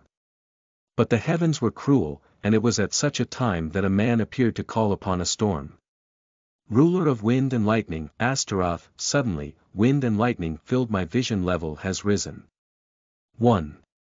3 note. I didn't know there were 2 horses pulling the carriage until this chapter, so that got changed. Volume 2, Gossip. An ordinary day in the tribes. You are listening at novelfull.audio. Name. Kuzan race. Gordab goblin level. 50 class. King, ruler possessed skills. Karaishi, prophesy death divine protection. Goddess of the underworld, Altesia, attributes. Darkness, death abnormal status. Protection of the twin-headed snake Kuzan, the priestess of the Gordab, tasked by the king to take care of the fortress in his absence, was currently sweeping the fortress grounds. It was a holy place, after all, and as the person responsible, she could not allow it to remain messy. Good day, the oldest of the chiefs, Alualiha said. He was no longer a chieftain himself, but he was still a warrior. His duty was also to protect the fortress. Normally, leaving behind a chief would have been enough to defend the fortress, but Kazan was not a fighter, so the king decided to leave the old Alyahalia behind. Greetings, Grandpa Alyahalia, Kazan said with a smile. That was the first time Alyahalia saw the ever-serious priestess of Gordab smile. And to him it was truly a dazzling sight. She'd been holed up all this time, so he thought for sure she'd never smile from the bottom of her heart, yet here she was smiling cheerfully like the young girl she was as she swept the floor. The old chief couldn't help but let his face slacken upon seeing that, but when he realized what he was doing, he quickly knitted his brows. He didn't want to lose his tough appearance. You've been dropping by frequently lately, Kazan said. I just felt like it. I brought some meat, by the way. Why don't you go eat with the others, Alhaliha said as he handed the meat of the spear deer he got along the way. Interestingly enough, the part of the meat he handed was the most nutritional part. The liver. Grandpa, thank you. Kazan said as she happily accepted the meat. Alyahalia thought meat would be rare for the Gordab, as they were a tribe known to stay within their caves. Seeing Kazan so excitedly accept the meat he brought proved his conjecture true, and his face once again slackened. Everyone. Grandpa Alyahalia brought us meat. Let's eat first. Alyahalia happily watched as Kazan ran to the others and called out to them. Who would have thought she'd have a side like this to her, Alyahalia muttered. Then suddenly another voice resounded. Who would have thought, indeed, the voice said. Alyahalia jumped at the voice. He seemed paler than if he'd seen a ghost. When he turned around, he saw that it was Yellow. The small-bodied Yellow, who was both Kazan's father and her aide in leading their tribe. For some reason, however, the small goblin's gaze toward Alyahalia was unusually cold. Any other day Alyahalia would have been sure he could easily win against Yellow in a fight, but for some reason, he actually winced at the small goblin's gaze. It was something he found confusing despite his long years in the hunt. Yellow, it's you. Alyahalia said, trying to make his voice as dignified as could be. But Yellow's gaze only grew colder. Yes, it's me, Yellow, Kazan's only blood-related father, Yellow said.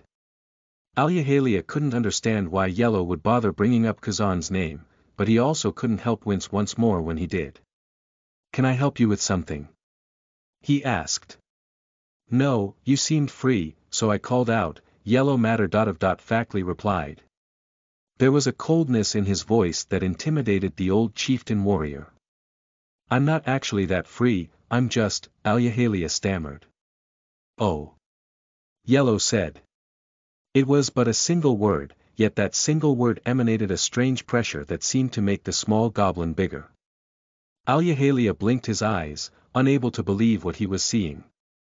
Lord Alyahalia, as the oldest of the Parajua tribe, and the most valiant warrior in the previous battle, and Yellow seemed to be praising him, but that sudden increase in volume made Alyahalia draw a cold sweat.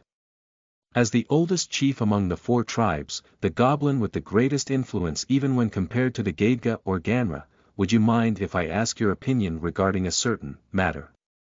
Sounded more like a threat than a question, Alyahalia thought. Sure, Alyahalia found himself meekly saying. He was long past the point where he could yet regain his dignity. What do you think of an old goblin, who happens to hold illicit feelings for a very, and if I may emphasize, very young girl, going as far as to use his authority to reach out to this pure maiden in hopes of satiating his own selfish desires? What does the great Alyahalia think if such a dirty and corrupted and vile goblin were to be among the ranks of our 4 tribes? Yellow asked. It didn't really seem like he was asking his opinion though, Alyahalia thought. In fact, it pretty much felt like he was pushing his own opinion onto him, but regardless, the most Alyahalia could do was to nod his head in agreement. Right. Such a goblin certainly deserves to be punished. You think so too, Master Alyahalia? As expected of someone with such grand caliber. Alyahalia was taken aback by Yellow's theatrics, and the devilish smile he saw on Yellow's lips sent shivers down his back. It was a kind of fear he had never felt despite his long years as chieftain. A fear that sent his eyes darting the moment Yellow placed his hands over his shoulders. I hope you do not. Ever. Forget those words, Yellow said in a hushed voice, but there was a fire hidden behind them that made Alyahalia nod despite not truly understanding. And then Yellow walked away. Good grief, Alyahalia said, seemingly exhausted, I think I'll go take care of the black tiger cubs when I get back. Then a happy voice called out to him. You have black tiger cubs at home. The voice said, obviously belonging to Kazan, as Alyahalia confirmed upon turning around. Why? Yes. They were born just a few days ago. They're very important treasures to our tribe, he said. Wow, that's amazing. Can I see them? Sure, drop by any time. They can't walk yet, but they've already grown their fur. I say this is when they're the cutest. Yay. Oh, but I can't walk very fast. Kazan was crestfallen when she realized meeting the cubs wouldn't be possible, but Alyahalia quickly brought her spirits up by offering her a ride on his own rider beast. Why don't you ride with me then? He suggested. If you come with me, we can make it in less than half a day. Really? You're the best, Gramps. Kazan said as she hugged the old chieftain, at which he smiled and said that it was good to go out from time to time. A happy atmosphere seemed to emanate from the two, but contrast to them, there was currently a cold gaze freezing from behind a pillar. Dark ether emanated from Yellow as he watched the two embrace. That aura was so terrifying it sent the gourd of goblins that passed by running and screaming. Volume 2, Intermission. A Forged Strength. You are listening at novelfull.audio. Name: Gi Go Ematsuki Race.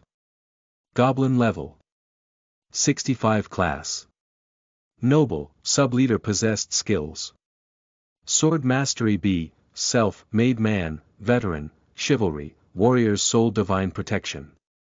Sword Godlaw. Perusa. Attributes: Not applicable. Self-Made Man.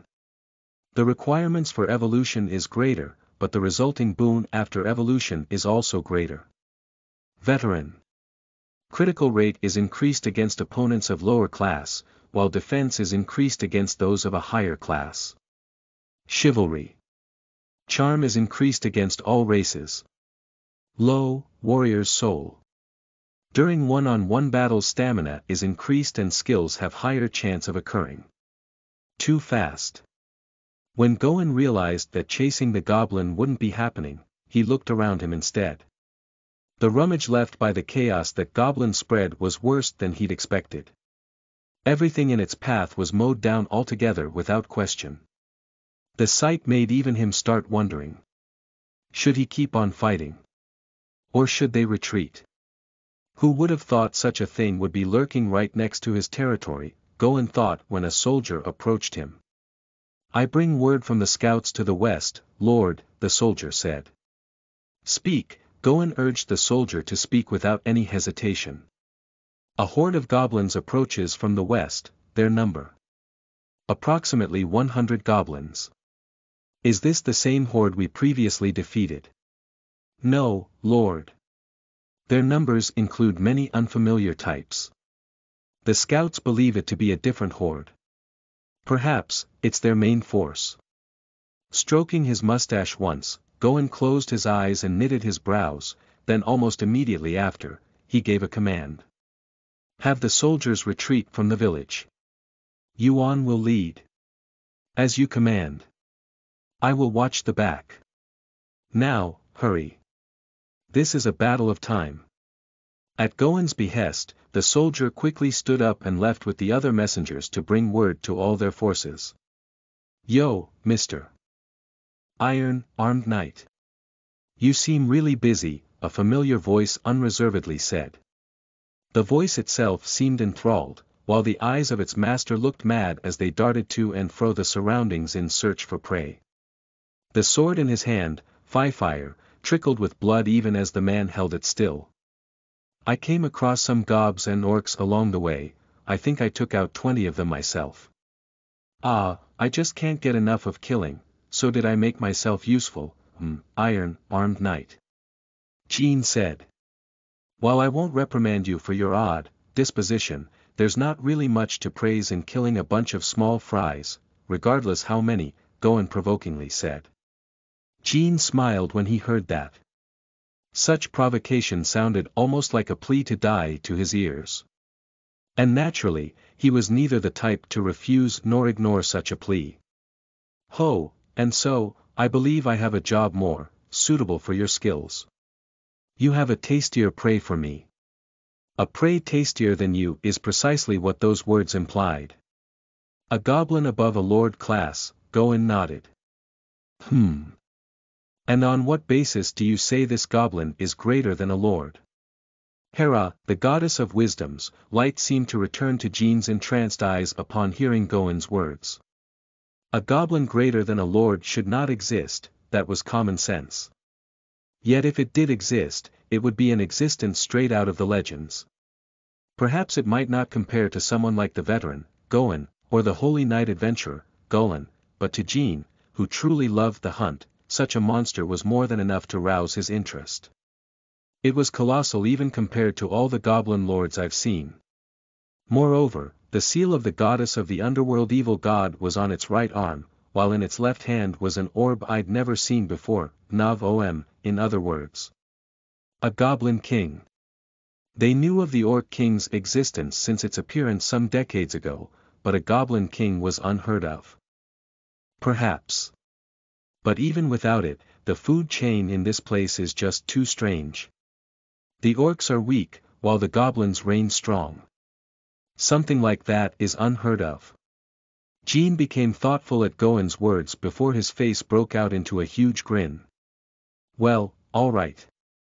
Let's just say I believe this fairy tale monster of yours. So, where is it? Up ahead. It should be chasing after the saint. Seriously. Darn. What a pain, Jean said, seemingly complaining, but there was a calmness to him that spoke otherwise. Well, I'm off then. It's time for the lightning-fast knight to make his entrance. Jean said, his eyes once again entranced. I suppose, Goen said. I bring grave news, Lord. The 4th platoon has fallen to the goblins. Casualties are rising. And the soldiers are requesting reinforcements. A messenger said. Jean smiled when he heard that report. Do watch my back, iron-armed knight, Jean laughed loudly as he pulled Selena's hair. Open a path that will bring me to the end of this road. The elven maiden appeared haggard, but she opened the path all the same. She was clearly spent well beyond her means, but Jean had forcefully fed her the blood of a demi-human to increase her strength. In fact, the elven road wasn't actually something that could be opened at will. It was only thanks to the demi-human's blood that she could do what she was doing now. As for what side effects awaited her, not even she herself knew. Unfortunately, the collar around her neck made it impossible to revolt, so she had no other choice but to pray and open the path. As she did, the nearby vines gathered into the shape of a gate. See ya, Jean smugly said as he stepped through the gate. Luck seems to be blowing my way, Goen muttered. If so. He brandished his sword. Yuan, I give you temporary command of the army. I will go support our men. The iron-armed knight made his move. After receiving directions from the old goblin, Gi-gu Verbena mercilessly led the horde against the humans. Don't let even a single one of these human scum go. Gi-gu howled in his fury as he called death upon the humans. Slaughter them. With Gi-zu, Gi-du, and the rest of the rare-class goblins in tow, they cut down the humans as soon as they saw them. Gi-gu Verbena swung his axe with the ferocity and power of a noble class. The humans wore armor made of iron, but it mattered little, as the contents were flesh all the same. When Gi-gu's axe descended on one of the humans, the iron helmet bent under the terrifying prowess of his axe, crushing the human head contained within. Goblins. And there's a lot of them. The soldiers screamed as the goblins slaughtered and surrounded them. The humans may have made camp in the flatlands, but they were still within the forest, and the forest was home to the goblins. To make things worse, the humans had their guard down after previously winning against the goblins and seeing the king move by himself. They thought the war was over. Never did they expect that the previous battles were merely an overture to the true battle at hand. And so, when Gi-gu Verbena led his goblins to battle, it did not take long for the battlefield to turn into a pool of human blood. The goblins originally had the advantage in strength, so when they fought with wisdom, the humans fell back. And in no time at all, they were driven into a predicament. Hide behind the wagons. Call for reinforcements. Fortunately or unfortunately depending from which perspective one looked, the Herculean Wyatt, who ran because of the king, had ended up here. He took the panicking humans and ordered them create a barricade from the wagon's cargo. Calm yourselves, men. Hide behind the barricade and wait for the goblins to approach. When they near you, thrust out your spears. The wind sings, the wind mage, Gi-du, casted his spell, but, Vajra, guardian, Wyatt managed to block it with his skill and the shield of a fallen soldier. But compared to Wyatt the real headache was the White Hand of Life, who healed everyone at the center of the camp. Because of her the soldiers kept coming back to battle until they were killed. In contrast, the goblins had to fall back the moment they were injured. It was not a battle Gi gu Verbena could prevail in easily even with his high leadership skills. Yet hope had not been snuffed out for the goblins. In fact, Gi gu Verbena had actually been fighting leisurely all this time, and for good reason. He was waiting for the other hordes to come. Rashka of Gadga, with his great strength, Gilmi and Narsa of Ganra, who could fight from the distance. The moment their tribes arrive, the whole battlefield would be turned upside down. There was no reason to push themselves, but there was no reason to idle either, so Gi gu strove to battle the humans while minimizing their losses. As Gi gu Verbena formulated a plan by himself, the goblin encirclement around the humans gradually grew tighter. Whereas Gi gu Verbena chose to attack the nearby humans, Gi go Amatuski decided to take the wide Gig, the stealthy Gig, and a paltry force of goblins to quickly reach the village. The humans were detestable, yes, but to Gi go, the fact that the king had gone ahead was of greater importance. "We must hurry to the king," he said. Most of the normal goblins from the Gi village went with Gi gu Verbena, while Gi go took a paltry force with him to hurry to the king. Gi go did not want to follow another noble class like himself, so instead, he decided to leave most of the forces to a friend who could lead well. Gi gu accepted his proposal, and he told the Gig to go with him along with the others as a farewell gift. "Enemy, ahead, 15, Gig said. Gig would take advantage of his specialty in covert ops to scout ahead, allowing the small horde to quickly kill off the enemies in their path. Those who block the way, only have one fate: to be cut. Quickly unsheathing his curved sword, Gi go Amatsuki ran up to the unsuspecting humans and attacked them. The whispers of the sword god allowed Gi go's swordplay to shine. The humans wore armor all over their body, but there were still gaps here and there. Such a thing was necessary so as to not impede their sight or movement. Which also goes to say that the parts near their joints were particularly undefended.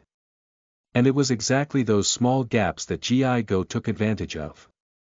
As his curved sword swung, it went straight for the dominant elbow, cleanly lopping off the arm of the enemy. The human screamed at the pain of losing his arm, but by then, Gi go's sword had already pierced his eyes, bringing him the peace of death. The soldiers nearby quickly struck out their sword and spear, but Gi go allowed his body to fall to dodge them. At the same time, he struck out his sword to cut at the back of their knees, causing the soldiers to fall to the ground. But before they could ever hope to reach it, their heads were already dissevered from their body.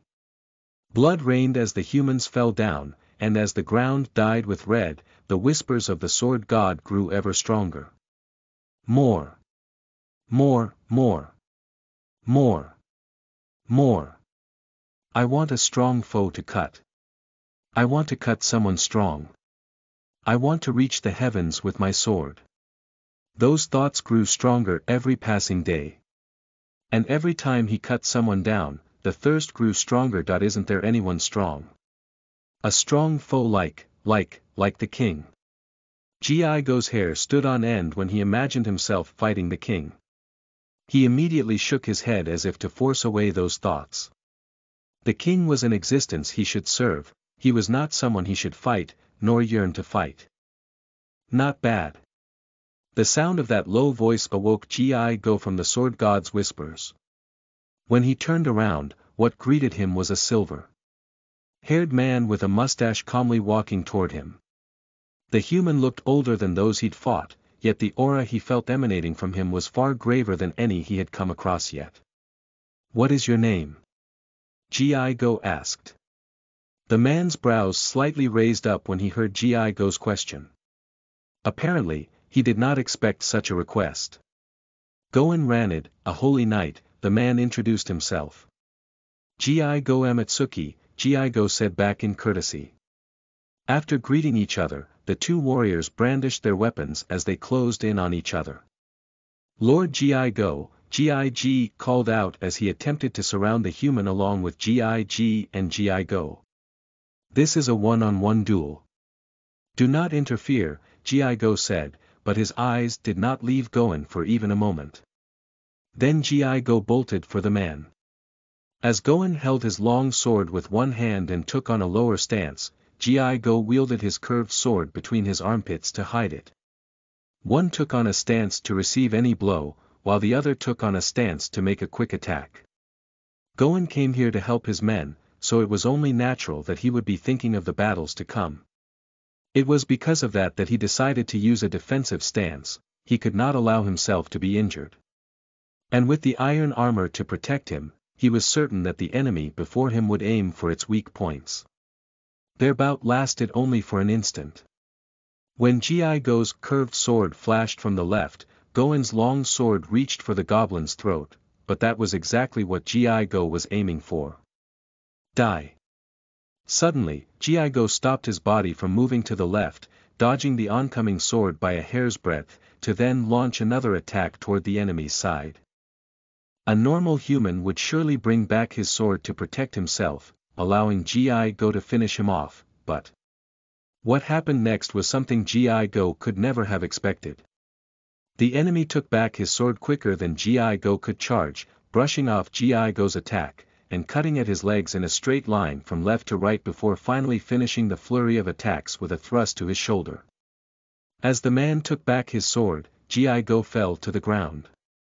The speed of their swords were too different. But unlike Jean, this was not a power the man borrowed from his weapon, but a power he gained after arduously training day after day. A skill known as martial barrier, a skill he earned from sheer hard work. Lord Gi-Go! Gi cried out as he stood with Gi to block the man. With two goblins, two of which were rare, their power surely wasn't weak, yet. Stop it. You can't win against him. Gi-Go told them to stop. But it was not possible to retreat. In the next instant, Gi and Gi bolted for the enemy. They attacked from both sides. Gi took the enemy's attention, while Gi attacked.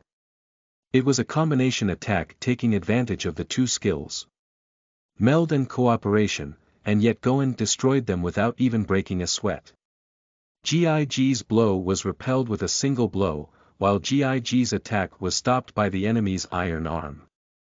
After which, the sword that sent Gi flying was used to cut Gi's legs before piercing his shoulder in the same manner Gi-Go was injured. Bastard! Gi ran at the man once more, but he was beaten in the exact same manner as Gi. By this time the normal goblins had frozen up in fear. They knew full well how strong goblin rares were, and yet here was a man who could treat even a noble like a child. Gi-Go forced himself to stand and fight. Just one blow. Gi-Go jumped with his sword to slash at the man, but in return, the only thing he got was a line from his cheeks to his brows that dyed his vision in red. That's enough. After seeing Gi-Go's paltry group fall, Goen no longer fought and instead walked again toward the people he meant to aid. But as he walked, the soldiers who came with him asked, "Should we finish them?" One soldier asked. Goen shook his head.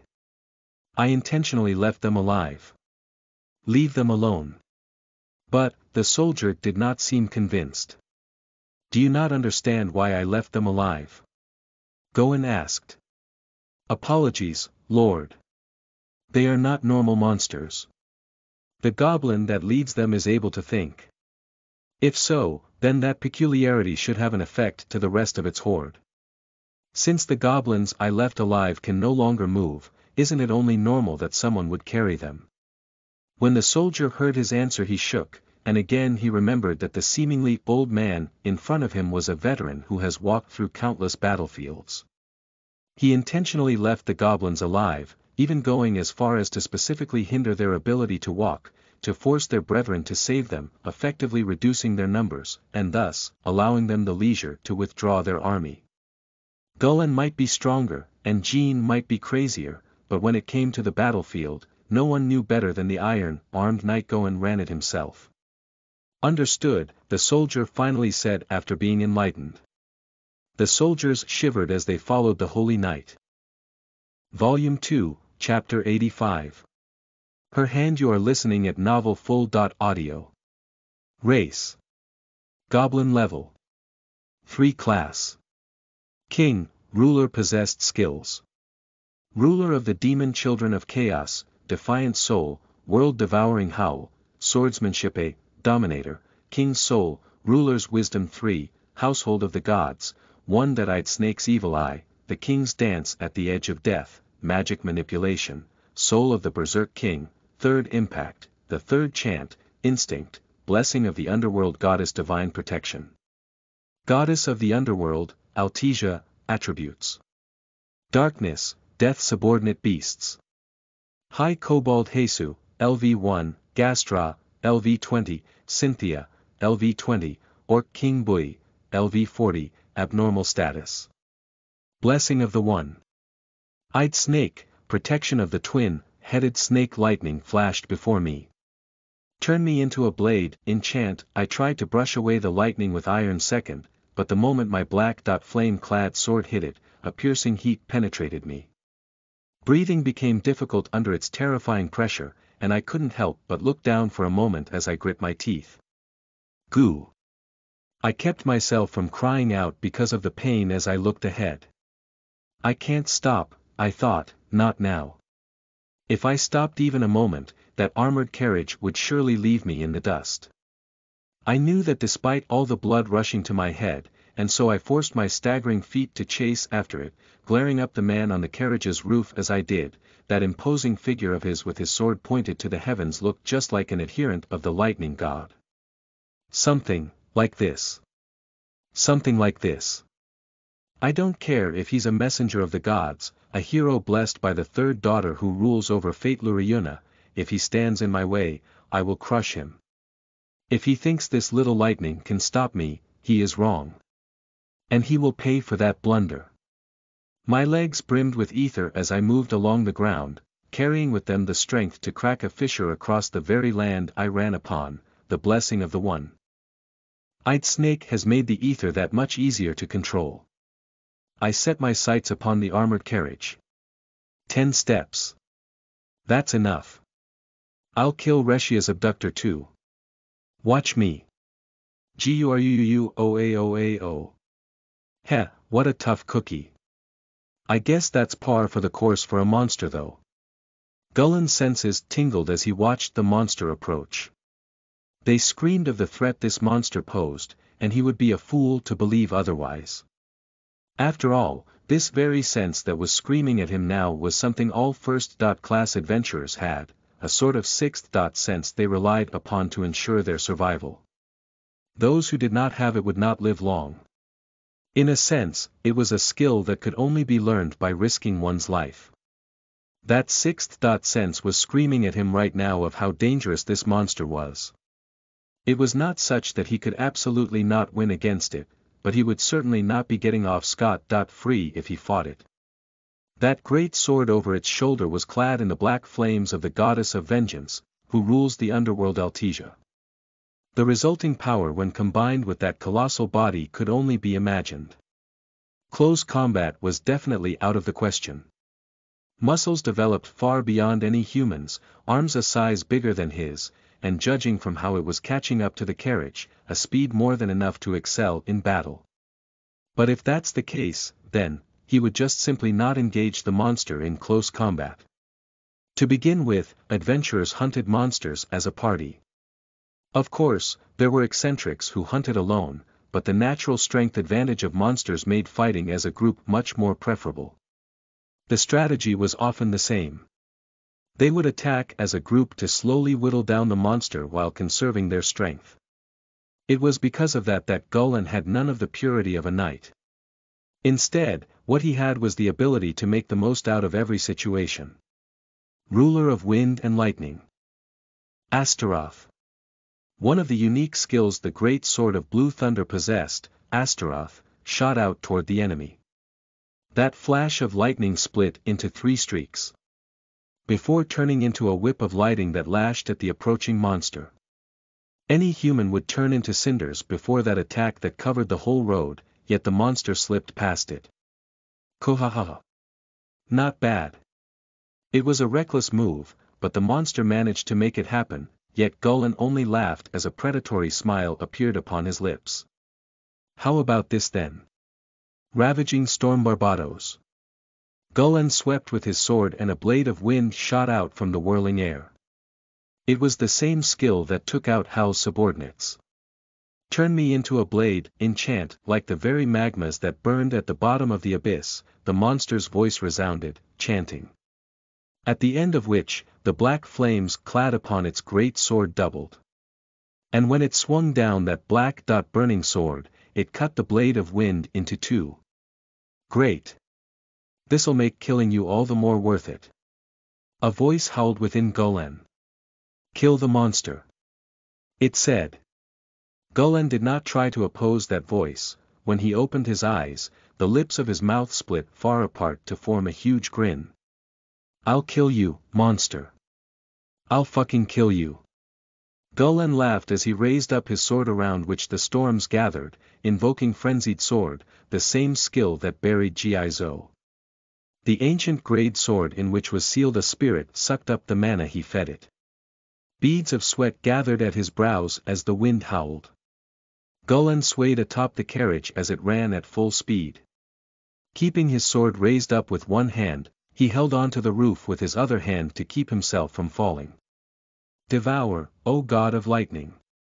Like the rage that rules my soul. Zu all du ishtal zain bad ion, Golan spoke in the language of the spirits, and lightning began to crackle with the great sword that had converged with the storm. Die, monster.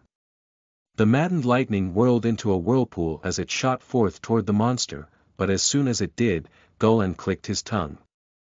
I'll be taking this, Mr. Storm Knight. Long hair that fluttered in the wind, a light armor so dyed in blood that it had turned dark red, and a pair of eyes upon which reflected ecstasy. The timing of the holy knight, Jean Marlin, also known as the lightning. Fast Knight, was just too good, prompting the Storm Knight to click his tongue. The attack Golan sent just now was cancelled out by the monster, but it couldn't get off scot-free. A huge wound opened over its shoulders from which blood spurted out. Any human would have died from such wounds, but the monster showed no signs of stopping. TCH, just when it was getting interesting. Golan spat. GURUO-AAA. Blood spurted out from the monster's wounds as it howled in its anger, but despite that, it kept up the chase. Jean followed behind it, obviously with the intention to attack from behind. What a horrible guy. Even though he's supposed to be a knight. Golan spat as he watched the two. It wasn't long until the exit. Soon they would reach the point where Golan's regular army was waiting. Lily turned to Reshia when she heard the howls bellowing from outside the carriage. It was a familiar howl, a howl under which she once suffered defeat, and as a result, grew. Yet it was also the voice of the king who looked after Reshia. Holy Knight, Jean Marlin. Why is he here? Mills said from the driver's seat. It was due to her saying that out loud that Lily could tell another powerful foe had joined the fray against the Goblin King. The king that ruled over the demon children of Chaos Goblin had returned from his trip, and made it on time. In fact, he was right at the carriage's heel. When she thought that, Lily looked at Reshia. But Reshia only curled up after hearing the king's voice, blocking her ears as she did. Lady Reshia.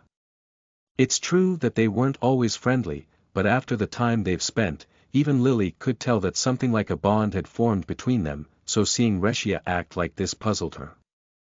Reshia was a lot closer to the goblins than her. Was she mistaken? But then Reshia suddenly spoke. Ms. Lily, what should I do? Reshia asked. The frail voice that left her lips truly suited the frightened young girl she was. Without her mask as a saint, without her duty as a priestess, she truly was but a girl afraid of her own destiny. Stupid, Lily cursed herself at the back of her head as she hugged Reshia. The king will die if he keeps following us, but... Reshia said. It'll be fine, I'm sure. That goblin won't have a problem with your common soldier. Lily herself didn't know for sure, but she couldn't just leave Reshia alone. Reshia shook her head. Goddess of healing Zenobia told me. The king can't win against two holy knights. The power to know the future through one's patron goddess. Normally, that was something to envy, but now it had turned into a curse that binded Reshia. If you give the order, I will fight too. I won't mind even if I make an enemy out of the entire country. I won't regret it, Lily said with resolve. Reshia looked up at Lily, clearly taken aback. As far as Lily was concerned, it was an order that would end the moment the king died. And besides, she didn't mind using her life for Reshia. Seeing how sad Reshia was, even Gastra's ears drooped as he licked her hand to console her. But in an ironic twist, Lily's words were what prompted Reshia to make her move. Though shaking, Reshia wiped her tears and asked Lily to open the window. I'm sorry. I made a mess, Reshia said. It's fine, Lily faintly smiled. After finally regaining her usual calm, Reshia spoke. I'm going to say my goodbyes to the king. Relying only on instinct, I fended off that lump of bloodlust coming from behind. 3 hits landed on my sword when I swung it to my back, but they were shallow and easy to deal with. That's probably because the bastard coming from behind is messing around. Ha ha ha, you're really amusing. I think I'll catch you and sell you to a freak show. I'll be sure to make a killing. Despite all that bloodlust, he doesn't seem particularly interested in killing me now. That's probably because he wants to make me suffer. What an audacious guy. But thanks to him, following the carriage has gotten that much more difficult. It took all I had to stifle the impatience welling up from within to measure the distance until the carriage. Can I make it? With this guy behind me and that guy in front, ruler of wind and lightning, Astaroth. Lightning flashed again, this time splitting into 2 streaks that turned into a whip of lightning as it lashed toward me. As I dodged that attack, the bloodlust from behind grew stronger, prompting me to leap forward. The rapier from behind glittered as it aimed for my feet.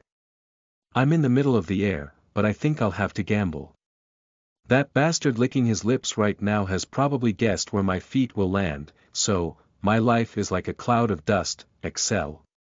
I invoked Excel, blowing up the ether behind me to push me onward into a wall of air. When I was about to land, I quickly put all my focus into gathering ether into my legs, and after mitigating the impact at landing, I ran again. Damn it.